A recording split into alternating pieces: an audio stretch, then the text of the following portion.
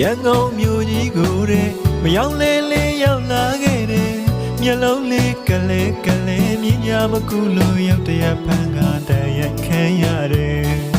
ကာမစီလို့ရှက်စပွဲမြင့်ငယ်လောင်ပြုံးခံရတယ်အောက်ပြေအောက်ရွာဆိုတာလူညာတွေပေါ်နေတဲ့မကြုံဘူးလို့မယုံဘူးမေရဲ့မကြုံဘူးလို့မယုံဘူးမေရဲ့အဲ့ဒါကြောင့်လေရန်ကုန်လူကိုညာသာချစ်ခဲ့တယ်